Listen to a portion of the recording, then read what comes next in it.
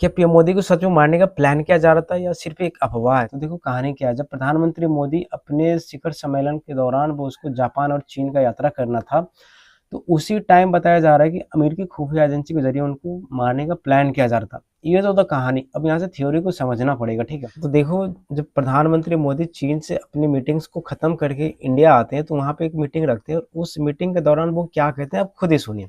आप गया था इसकी ताली बजा रहे हो कि आया हूँ इसकी ताली बजा रहे हो? ठीक है। जब प्रधानमंत्री चीन में थे तो उसी टाइम 31 अगस्त को बांग्लादेश के एक ढाका शहर में एक अमेरिकी खुफिया एजेंसी की डेड बॉडी पाई जाती है। खुफिया एजेंसी ऑफिसर का नाम था टॉरेंस आर्डवल जैक्सन। ये अमेरिका के इंस्पेक्टर रैंक का ऑफिसर था। अब ठीक उसके अगले दिन 1 सितंबर को क्या होता है कि चीन में पीएम मोदी और व्लादिमीर पुतिन को एक मीटिंग अटेंड करना होता है। तो व्लादिमीर पुतिन अपनी कार को लेकर के आते हैं और पीएम मोदी के होटल के सामने 10 मिनट वेट करते हैं और पीएम मोदी बाहर आते हैं और दोनों व्लादिमीर पुतिन की कार में बैठ के चले जाते हैं।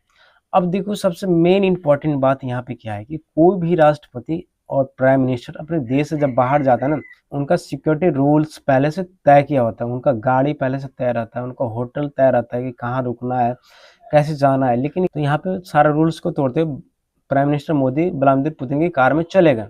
वहाँ पर टोटल 45 मिनट तक दोनों के बीच में बातचीत हुआ। तो कहीं ना कहीं व्लादिमीर पुतिन मोदी को बता रहे होंगे कि रसिया का खुफिया एजेंसी और इंडिया की खुफिया एजेंसी दोनों ने मिलके इस प्लान को कैसे डिस्ट्रॉय किया है। अब यहाँ पे सबसे मेन इंपॉर्टेंट बात क्या है, देखो इसको समझना पड़ेगा, ठीक है। कोई भी एक नॉर्मल सिटीजन किसी दूसरे देश में अगर कुछ हो जाता है ना, तो उस देश का रिस्पॉन्सिबिलिटी बनता है कि उस देश को जवाब दे कि कैसे क्या हुआ। लेकिन यहाँ पे जैसे ही अमेरिका को पता चलता है कि उसका एक ऑफिसर बांग्लादेश के ढाका शहर के होटल में मृत पाया गया, तो तुरंत अमेरिकन एम्बेसी से लोग आते हैं और उस डेड बॉडी को लेकर के चले जाते हैं। और वहाँ का जो लोकल पुलिस था, ढाका पुलिस, उनको हाथ तक लगाने नहीं दिया है। और उनको ये भी कहा जाता है कि इस केस के बारे में किसी भी मीडिया से बातचीत नहीं करना है, उनको धमकाया जाता है। तो अब कमेंट करके बताना है कि ये प्लान सच में क्या जा रहा था या सिर्फ एक थ्योरी है। वीडियो अच्छा लगा तो लाइक कर देना, चैनल को सब्सक्राइब कर देना, अपने दोस्तों के साथ शेयर कर देना।